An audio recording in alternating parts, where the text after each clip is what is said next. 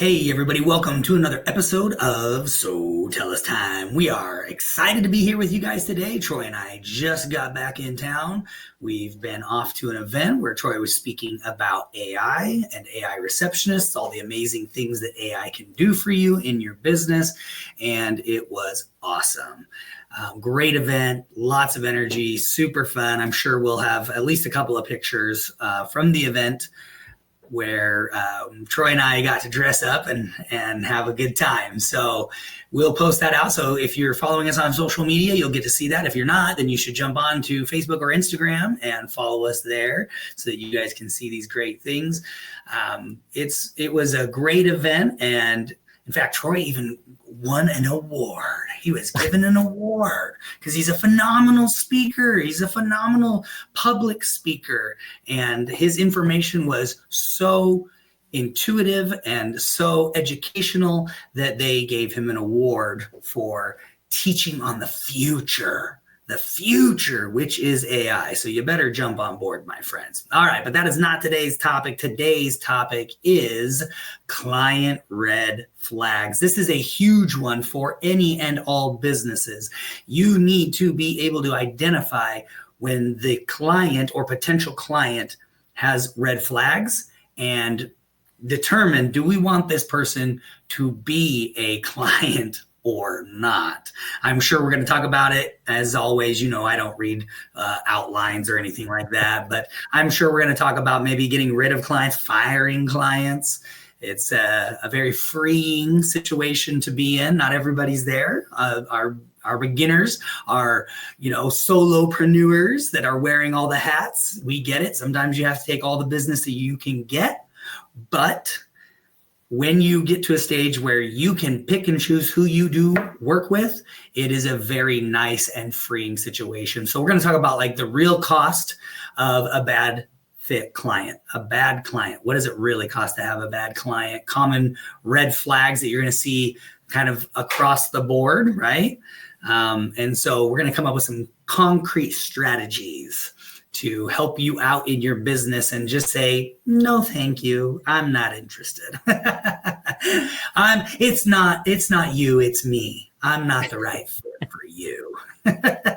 All right, Troy, jump in. Let's get this episode going. Absolutely. So again, the goal here is, in previous episodes, we have talked about firing clients and how to do that and when you need to fire a client. But today we're going to talk about how to avoid ever getting that client, right? Let's look for those red flags before we do business with them, and let's prevent ourselves from doing business with them so that we don't end up in those situations.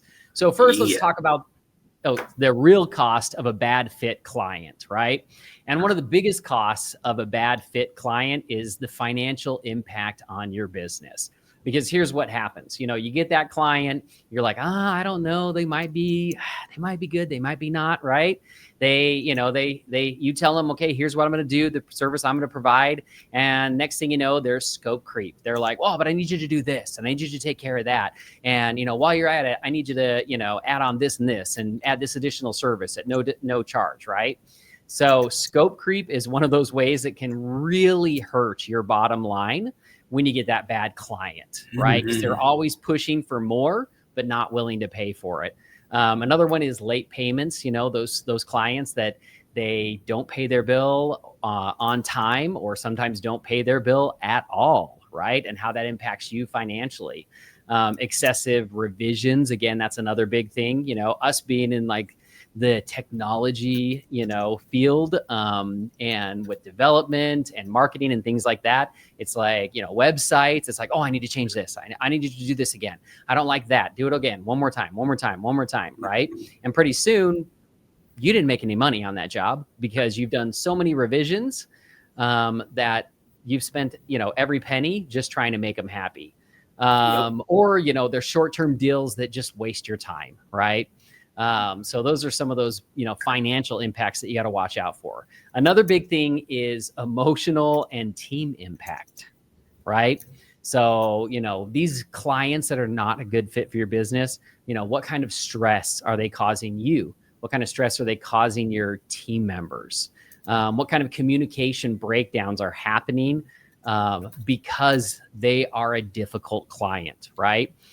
We see that all the time where it's like, especially even among your team, if you have multiple team members working with the client, they're like, well, so-and-so said this and so-and-so said they would do that. And then you've got team members getting upset between each other saying, how come you told them we would do this or that? Like, I didn't tell them that we would do that, but they create that chaos and miscommunication, in your team, which eventually leads to, a lower morale and resentment, right? Not only do your employees resent the client and do not want to work with the client, when the phone rings and they see it's from them, they're like, I'm not picking that call up. I'm going to let some other, sucker pick that one up. And it can even lead to resentment for their job, right? If it's a bad enough situation, they start not liking their job because they got to deal with bad clients. So that's another thing you really want to look out for. And then another part of it too is opportunity cost. And this is really important. A lot of times we don't think about the opportunity cost. The first two, are pretty easy to think of. But the third one, opportunity costs, a lot of times as owners, we forget about that. But basically, time spent managing a difficult client means lost time serving great clients and pursuing better ones. I want you to think about it. I want you to think about your best client and how much time do you spend, taking care of your best clients versus how much time do you spend taking care of your worst clients? We've always said that, 20% of your customers probably create 80% of your work and your hassle and your headache, right? It's that 20% that always seems to be the biggest problem. The clients that you love, they aren't a problem, right? They're easy to work with. They're easy to take care of. They have realistic expectations. So you need to remember that when you bring on a bad client, you're actually, hurting your great clients and you're hurting your ability to bring on more clients. So think about those opportunity costs. All right, now let's talk about some of those common red flags to watch for. So really important during the sales process in the beginning, here's a couple of things you want to watch out for. If they haggle on price right away, or they question your rates, oh, I can't believe you want to charge that much, to do this. If you get that right off the bat, that's a pretty good red flag that they're not the right client, right? Because they don't see the value in what you're doing, right? Or at least they don't want to pay what you're what you're worth, basically. So always watch out for that.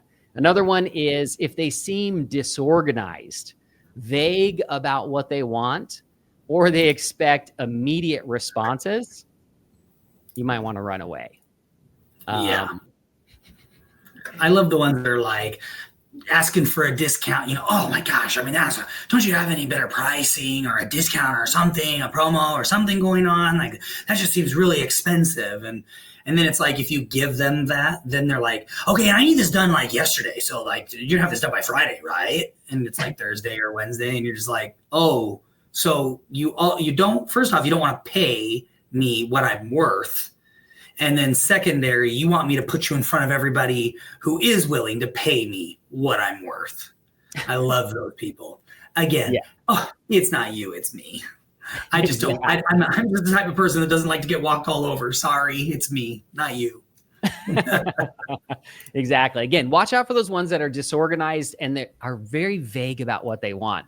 A lot of times they'll try to come off as like, that they're easygoing, but they're really actually being vague about what they want. And the reason why is because they don't want you to nail them down on what you're going to deliver, because they want to then move the goal line as you get close to the goal. Well, no, like I want this, or no, I want that. I know we've experienced that like with websites, building websites for clients, and they're like, oh no, like I just want something simple. I want this, I want that, make it look good. That's all that's all I care about.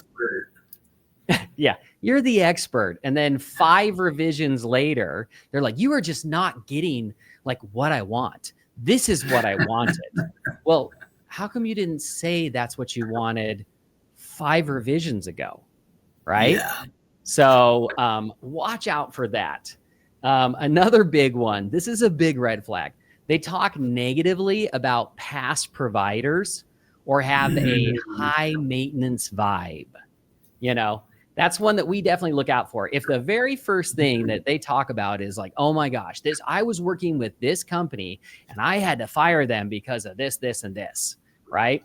And if they just bash everybody that they've worked with before you, no matter how good you are, there's a good chance that they're going to bash you as well, right? Mm-hmm. So really think about that one as well. All right. So another thing is in the proposal or contract phase, here's a couple of things that you want to look for, right? If they resist contracts or they don't read the important details. So again, like with Sotellus, we don't do contracts, right? We base everything on our performance. It's all month to month. But if your business is based on contracts, then you need to make sure that you stick with that. That's important. And then making sure that they understand the contract as well, right? That they're reading the important details and not just glossing over so that they can come back later and say, well, I didn't know that. What was in the contract? Well, I didn't read that. Another big thing, another big red flag is they want to change your process instead of trusting you. So, so you have your process of how things work. And right off the bat, if they resist that and they're like, no, that's not going to work for me. We need to do it this way. You need to do this, right? This is how I want you to approach it. If they are trying to change the process and how you fulfill and do things with them, you probably need to run on that one too, because they're going to be a really high maintenance.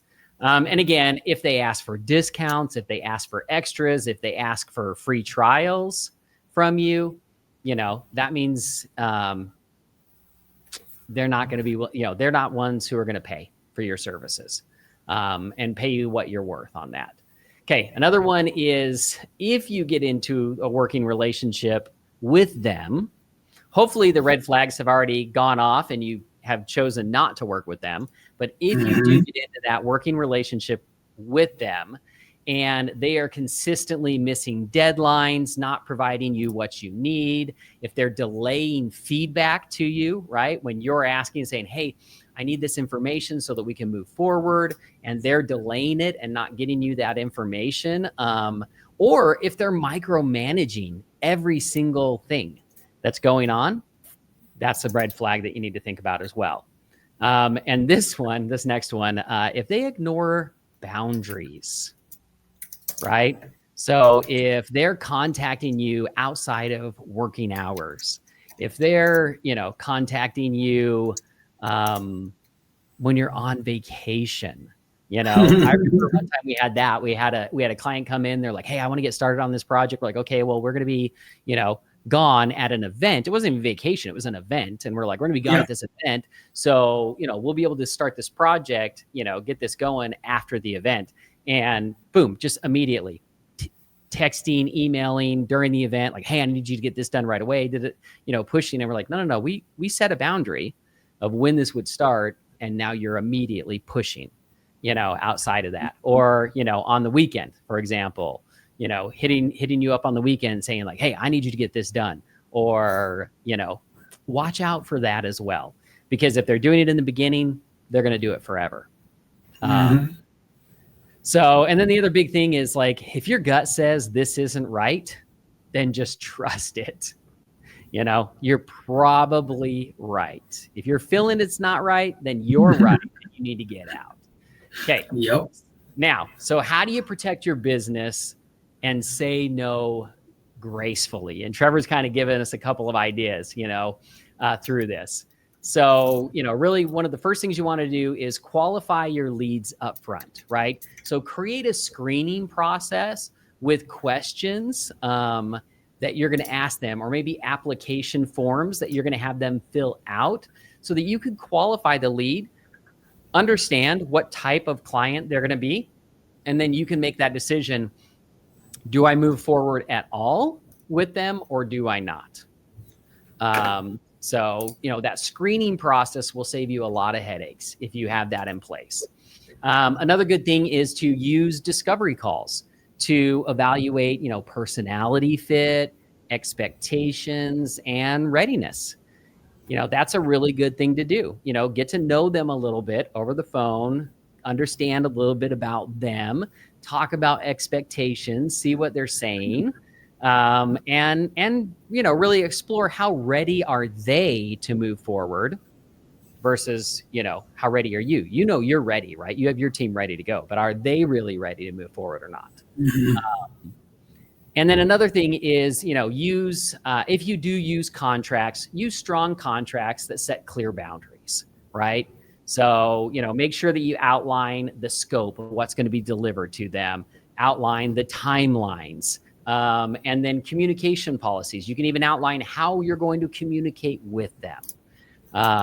And that's really important as well. So just outline all of that right up front so that there's no misunderstanding or room for them to abuse you. And then stick to your process. Don't let the clients dictate how you work, right? Keep them inside of what your process is so that you can ensure, because you have your process, which ensures a great product or service that you're delivering. And anytime you go outside of that, there's room for it to break down, right? And that's what you don't want. You don't want to give them any reason to complain that you didn't do what you said you were going to do. And it's really interesting because we've seen that in our business before, right? Someone is like, oh, I really need you to help me out. I need you to just take care of this, right? And I know it's not how you normally do it, but this is really going to help me out if you do that. So you go outside of your processes, you bend over backwards to make it happen for them. And then, when things don't quite go exactly right, because again, you're outside of your normal process, they're like, oh my gosh, I can't believe this. This isn't at all what I wanted, right? And it's because you let them break your process. So, definitely watch out for that. Now, the other thing too is saying no professionally. So there's a couple of ways to do that. Trevor gave you a great one, right? It's not you, it's me. But a couple other examples are, this doesn't seem like the best fit for what you need right now. That's a good way to put it. Or another one is, I don't think we're the right partner, but I can refer you to someone who might be. And then refer them to your worst enemy. Or suckers. You pawn them off on somebody else. Oh man, I find the competition and be like, yeah, this is the one you want to go with. Exactly. But backing out, doing it in a professional way because you don't want to burn any bridges. Trevor always says that, you never want to burn a bridge because you never know when you're going to need to cross over that bridge some other time. Or, and again, you don't want to burn this, you may never want to do business with this person, but you don't want them to go out and burn you with tons of other people that they know. So being professional is really important when you let them know. And I'm going to give you another warning real quick too. A lot of times when you say no professionally to someone, what happens, Trevor? So true. Oh, they fight harder to be your client. They're like, oh no, listen, I like what you do. I like you. Like, this is going to be great. And I mean, to the degree that I've literally told people my concerns. We've said, look, I don't think that this is the right fit. It doesn't make sense for us to work together. I think that your expectations are a little unrealistic. And I've said that to clients and they're like, oh no, I'll be so easy. I promise. Well, listen, trick me once, right? Fool me once. Shame on you. Fool me twice. Well, I've been fooled a few times. And I can tell you, when my gut tells me this is not somebody we want to do business with, immediately the first thing that happens is my price triples. Absolutely. I try to get him away. And that's another tip right there. Try to get rid of him with price. And it has worked. It has worked before. And then at least if they do move forward and you're like, and you do move forward with them, you're getting paid well for it. Yeah, exactly. That's a really good point, because a lot of times those hard clients are the ones that you give a discount to, and then they're super hard and you're like, why did I do this? I gave them a discount and they're a terrible client. So Trevor's right, double, triple the price. And then, when they do try to keep pushing, like, no, I'll be easy, I'll be a client, like, don't back down. Right. We've done that before, where we backed down and our gut was right. They were not an easy client, and so don't let them trick you into, taking them when you already know they're not a good fit. So, all right. Anything you want to go over, Trevor, before we kind of get to the conclusion and the homework?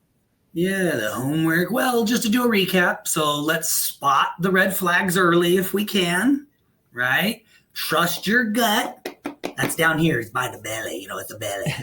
That thing that rumbles when you're hungry, gets nervous, gets squeamish, Listen, your gut talks to you. Everybody thinks the brain. I think the gut's controlling a lot that's going on, okay? So trust that gut. Protect your business with like systems and boundaries, right? So you've kind of got your system. When I say your system, it means you have a way that you do things. And when someone's trying to come out of the boundaries of the way that you do things, your system, right off the bat, boom, red flag. They're wanting something that I'm not comfortable doing. They're wanting something more. They're wanting something different. It doesn't work out well. It really doesn't. And then I would just say my final tip is that every dollar is definitely not worth it. I promise.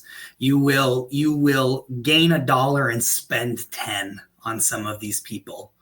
And that sucks. That's not a good feeling, and it's not a good way to do business, right?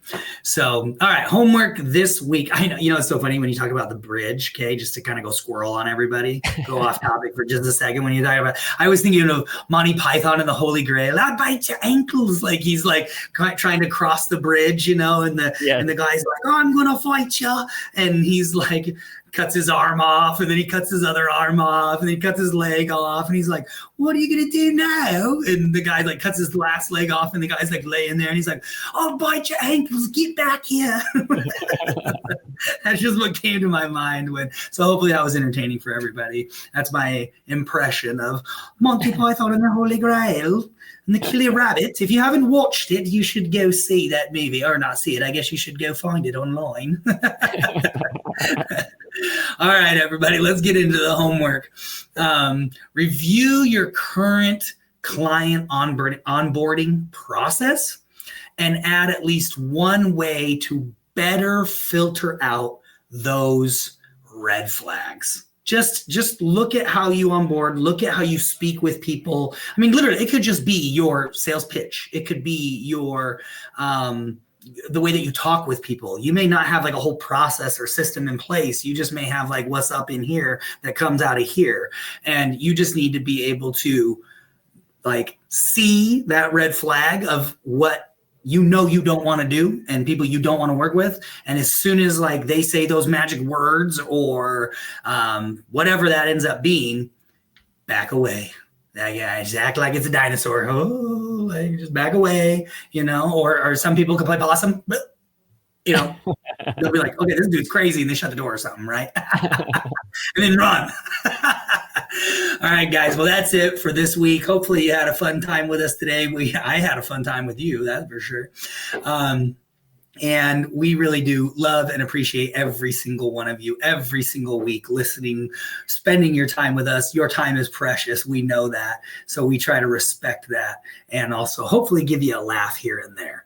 Well, we will catch you guys on the next episode of the best business podcast that your ears or eyes can hear or see, which is So Tell Us Time.